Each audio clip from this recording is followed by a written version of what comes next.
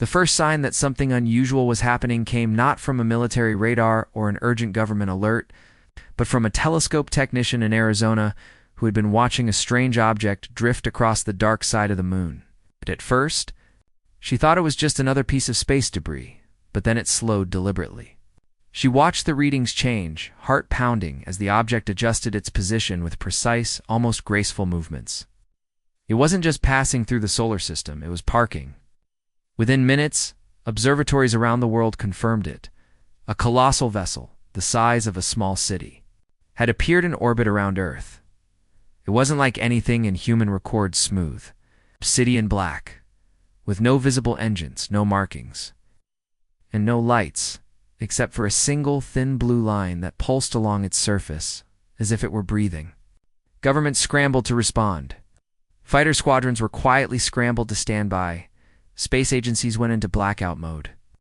And world leaders met in emergency calls that didn't leak a single word to the public. Yet somehow, within hours, the news was everywhere. Social media exploded with shaky amateur footage of the shadow crossing the moon, then of a massive silhouette slowly sliding into Earth's daylight.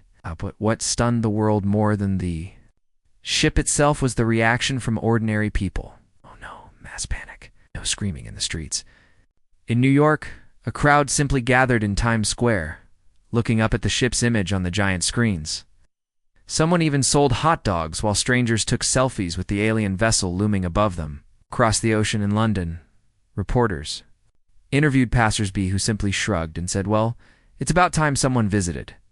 Far above inside the alien vessel, Commander Thress of the Zyre Dominion observed the humans with confusion. His species had encountered dozens of new civilizations before, and the first contact was always the same.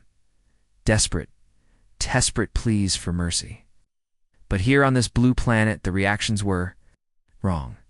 No armies mobilizing to challenge them directly. No leaders offering tributes. Instead, humans were acting like hosts, expecting unexpected guests at a dinner party. Thress's second-in-command shifted nervously, her 4 translucent eyes blinking. They don't seem afraid, she whispered in their native clicks and tones. They will be, Thress replied with quiet certainty. They all are, eventually. But even as he said it, he was unsettled. The data from Earth's network, sizzily intercepted, showed a level of unity and tone he hadn't expected. Not unity of governments, but unity of spirit. They were curious. They were watching. And they were waiting for something. Hours later, a signal came from Earth. Not a plea, not a warning. Invitation. The message was short and baffling. Welcome. To Earth, let us meet. We'll bring the coffee. Thress had to read it twice before believing it was real. No one in the history of the Dominion had ever greeted their fleet like this. A still protocol required him to accept, if only to assess the threat. Arrangements were made for a small group of human diplomats to be brought aboard. The Dominion's warship was designed to intimidate metallic corridors that echoed with each step, ceilings so high they made visitors feel small. The ever-present hum of machinery resonating through the air. The humans stepped inside wearing plain dark suits, carrying nothing but small metal cases, looked around as if boarding a commercial flight. One of them, a tall man with sharp eyes, smiled faintly and said, "Nice place you've got here. A little cold, though." The comment meant nothing to Thress, but his second-in-command bristled at the casual tone. The humans walked with steady steps. No hesitation, no nervous glances. They didn't whisper among themselves. They didn't scan the walls for weapons. Instead, they looked at him directly, unwaveringly, as if they were the ones in control of this meeting. Thress began the standard intimidation briefing, listing the Dominion's strength, their control of over 50 star systems, their unmatched weaponry, their history of crushing resistance in weeks. Humans listened politely, but their expressions remained unreadable. When he finished, the tall man simply said, "That's impressive. So, what is it you want from us? And how can we serve you, or please don't hurt us? Just, what do you want?" Thress felt a flicker of irritation. Your world will be evaluated for integration into the Dominion. Compliance will ensure survival, resistance, He let the threat hang in the air. The human tilted his head slightly, as though considering a sales pitch. "Interesting," he said. "And what happens if we're not interested?" That was the moment Thress realized. Something was wrong. This was not a species meeting its first superior force. These were not primitives overwhelmed by alien power. This was a species that had faced danger before real danger and had walked away from it stronger as the meeting ended. The humans left with the same steady pace, the same calm faces. One of them glanced at the towering armored doors as they passed and said quietly, "We'll be seeing you soon." Back on the observation deck, Thress watched them depart toward their small transport ship, a tiny insect against the void. He expected fear to catch up with them once they were alone, but the last thing he saw was one of the humans laughing softly as the transport's hatch closed in the silence of the command chamber. Thress's second-in-command finally spoke. "They are not afraid, Commander." Thress stared at the fading dot of the human ship. For the first time in years, he didn't have an answer. Somewhere deep inside, a thought he didn't want to admit whispered to him, maybe they should be the ones we fear. The Zyre Dominion warship remained in Earth's orbit like a black blade suspended in the sky. But to the astonishment of its crew, the humans behaved as if it wasn't there. No fleets scrambled into defensive positions, no desperate broadcasts begged for terms. Instead, the humans went about their days, filling their cities with the hum of ordinary life. Markets open, schools running, sports games broadcast on giant screens. The only difference was that now every eye occasionally drifted upward. As if to check on a silent neighbor who had just moved in, Commander Thress had been expecting escalating tension riots. Political fractures, the cracking sound of fear, spreading through a society. Instead, what he saw through intercepted media feeds was unnerving. Humans were discussing the Dominion's arrival not in whispers of dread, but in debates. Talk shows laughed about space neighbors, scientists speculated openly about alien tech. Engineers sketched designs on napkins for devices they imagined the aliens might be using. Even their military broadcasts, which the Dominion monitored carefully, had an almost casual tone, so they were preparing for a sports match rather than an existential threat. It wasn't the first time. Thress had studied an alien race before moving in, but this one defied the usual sequence. They didn't freeze in shock. They didn't crumble. They simply absorbed the event into their lives. It made them impossible to predict. That alone was dangerous. The diplomatic meeting had left a taste of unease in Thress's mind. The humans had walked into his ship without fear, listened without deference, and left with a confidence that felt almost predatory. It was a kind of quiet, dominant, subtle, but present in every glance and word. Thress found himself replaying the tall man's final line in his mind. "We'll be seeing you soon." It hadn't been a threat in tone, but the implication was unmistakable. 3 days later, they saw what he meant. Without warning, a small human vessel launched from Earth. It wasn't sleek like Dominion craft. Its hull was covered with visible seams and bolted plates, the kind of design Dominion engineers would have called crude. But the ship moved with purpose, rising past the atmosphere and heading directly toward the Dominion flagship. The Zyre Battle Network identified no heavy weapons on board, just modest shielding. A primitive engine and a transponder broadcasting a clear, deliberate signal. When the vessel docked, only 3 humans stepped out. No soldiers, no security drones, no visible armor. Just 3 people in functional clothing, carrying slim cases. Thress met them at the docking bay, flanked by his guards. The leader was the same tall man from before. He smiled faintly, like a person greeting an old acquaintance. "Commander Thress," he said, as if he were the host, and Thress the guest. "We thought we'd return the visit." "You were not invited," Thress said flatly. "Neither were you," the man replied. His voice even, his gaze steady. Thress gestured for them to follow, curiosity outweighing protocol. They were led to a private meeting chamber, where the humans placed their slim cases on the table and opened them not to reveal weapons, but objects. Strange ones.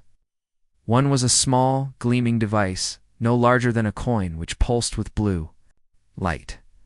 Another was a thick metal cylinder with a faintly humming core.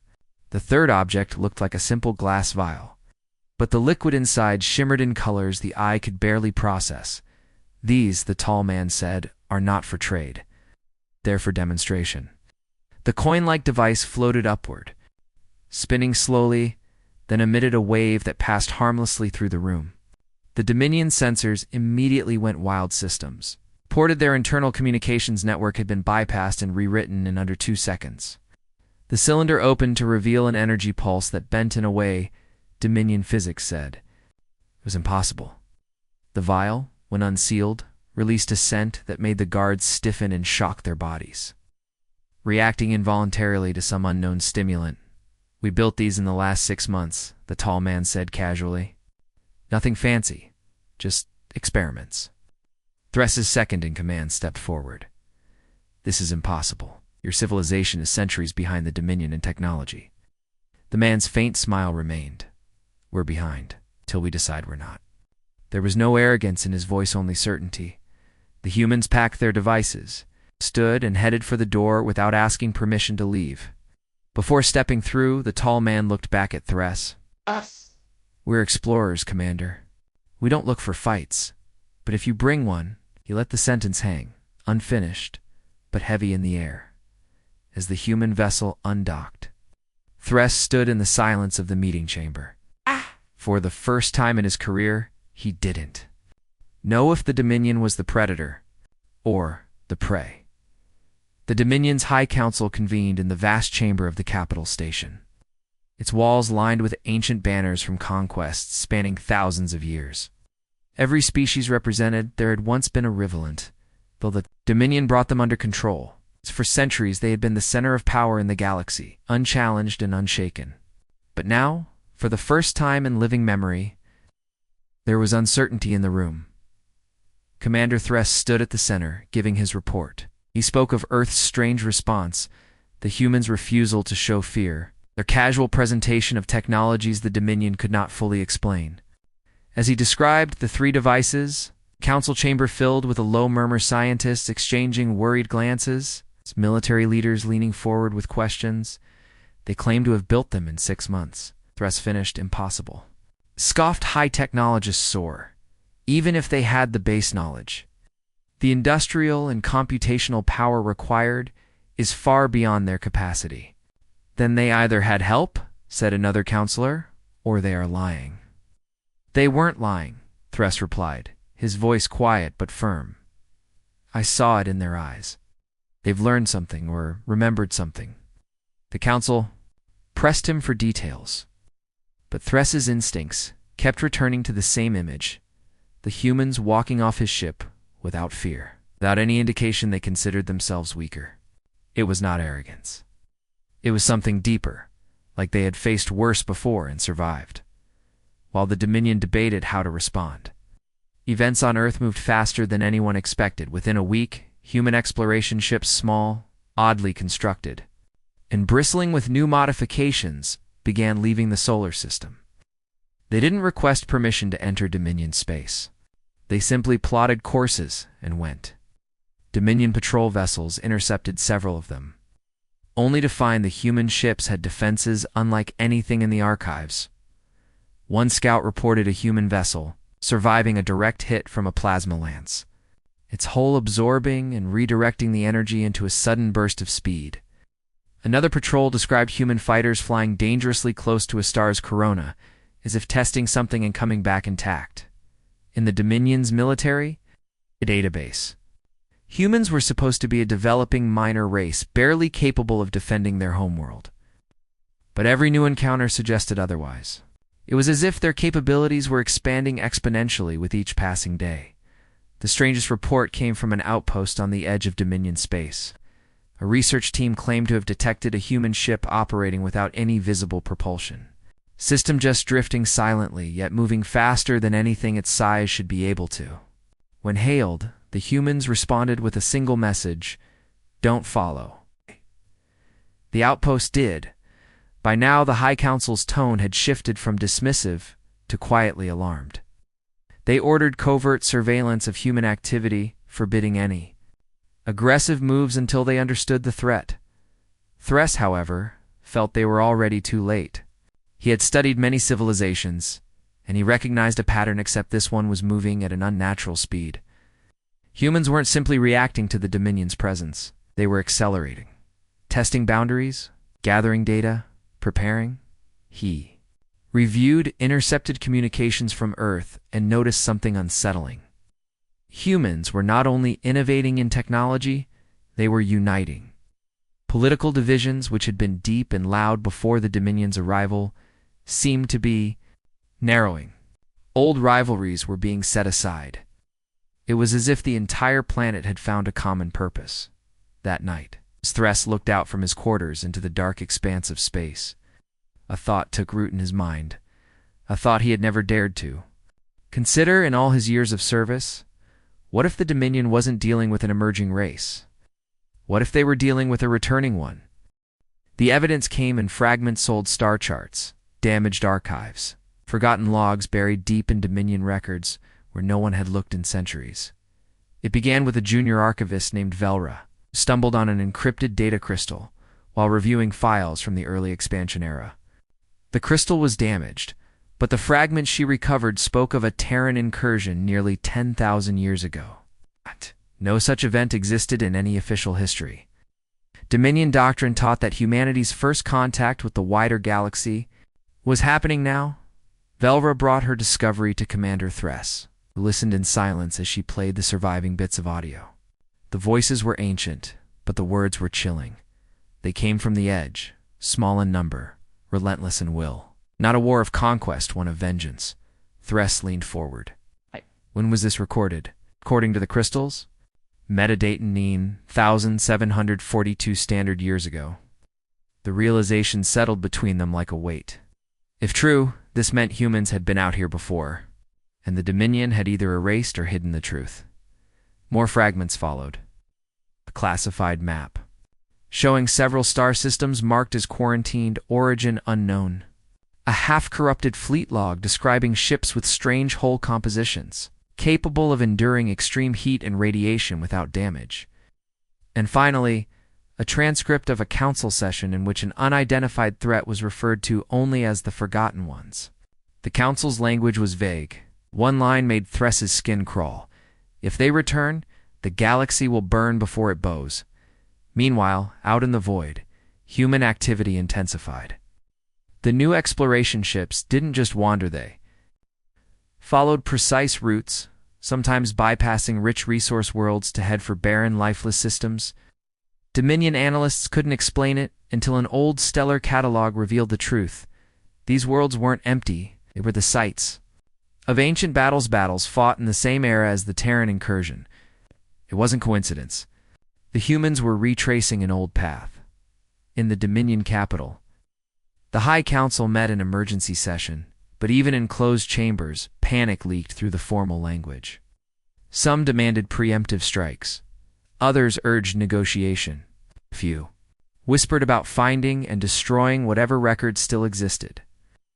Anything that might confirm the old stories. But Thress saw the pattern clearly. Humans weren't reacting out of fear or opportunism. They were searching for something evidence of their past. Perhaps weapons left behind, or unfinished business from a war no one alive could remember. Then came the incident at Kellen 4 Amperes. Dominion patrol ship approached a human vessel in restricted space, broadcasting warnings. Instead of fleeing, the humans opened a channel and sent an Imogen ancient Dominion war banner. Blackened and torn, drifting in space. The image carried no words, but the message was unmistakable. We remember. The patrol withdrew without orders. The story spread like wildfire through the military ranks, despite official attempts to contain it. Soldiers began murmuring about ghost warriors and the lost enemy. Some even began to question whether the Dominion's long reign had been built on a lie. For Thress was no longer any doubt. The humans were not some upstart race stumbling into the galaxy. They were something far older, far more dangerous. Force that had been here before, defeated, or perhaps driven away, but never destroyed. And now, they were back. It began with a sudden silence on every Dominion come channel. No warnings, no alerts, just the absence of sound where constant traffic should have been. Entire fleets were cut off from Central Command. At first they blamed a systems failure, but when independent encryption lines also went dead, the truth became harder to deny. Someone had severed the Dominion's network at the root. Hours later, signal pulsed across every inhabited world in the Dominion. Not an attack, just a transmission. It was a single image, flickering like static, the same blackened war banner the patrol at Kellenfor had received, but now shown burning, drifting through the cold of space. Beneath it, in a language most Dominion citizens had never heard before, appeared four words: "We have returned." The panic this caused was immediate and uncontrollable. Old stories long dismissed as superstition came flooding back, tales of a species that had once shattered fleets twice their size. Not with overwhelming force, but with relentless will. In a sealed chamber beneath the Capitol, Commander Thress finally gained access to the deepest level of the Dominion archives. Here, the air felt colder, the light dimmer, as if the walls themselves were reluctant to reveal what they held. Inside a chamber lined with crystalline data vaults, he found the record untouched for nearly 10 millennia. It was not a simple report, it was a confession. The archive detailed the first war with humanity, fought in an age before the Dominion had even completed its rise to power. The humans had arrived suddenly, not as conquerors, but as pursuers tracking an enemy whose name was never recorded. The Dominion, young and ambitious, had underestimated them. The war lasted less than a decade, but in that time, human fleets tore through Dominion defenses, bypassing fortified worlds to strike at the heart of their supply lines. They fought, with a discipline the Dominion had never seen, never once negotiating or surrendering. And then, without warning, they vanished. But the war had left its mark. The Dominion had lost hundreds of systems and countless ships. More dangerously, they had lost their reputation of invincibility. Fearing the chaos that might follow, the Dominion purged all records of the humans, erasing them from history. Now, Thress knew why the High Council feared them. Humanity wasn't coming to conquer. They were coming to finish whatever they had started 10,000 years ago.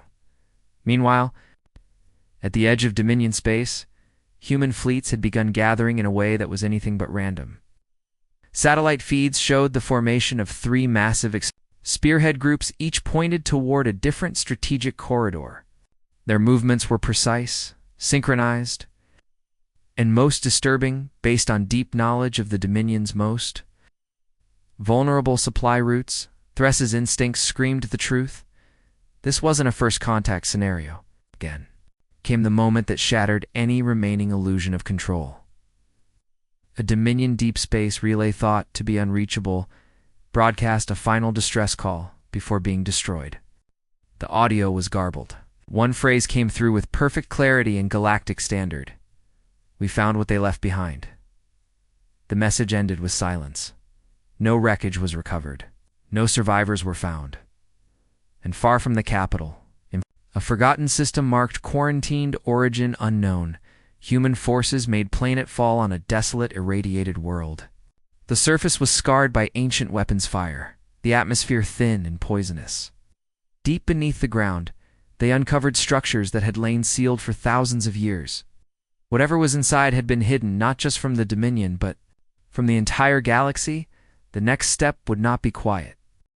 The dead world was not silent. It breathed in slow mechanical pulses that rippled through the ground like a heartbeat buried.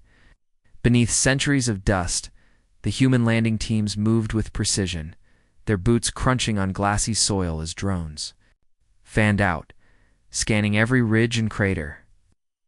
Above them, orbiting warships kept station, their black holes swallowing starlight. No Dominion eyes dared to come closer.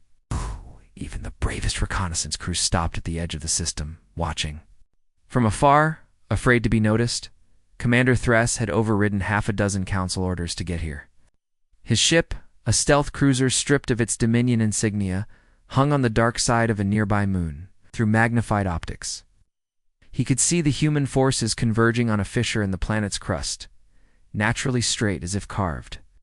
By something that didn't care about the hardness of rock, inside the fissure an entrance waited. Its doorway was etched with markings that weren't human, definitely not Dominion. The humans didn't hesitate. They entered with weapons ready. their lights cutting swaths through the darkness. Minutes later, the first feed from their helmet. Cams leaked into the Dominion Black channels. Whisper, a network of spies and information brokers who traded in things too.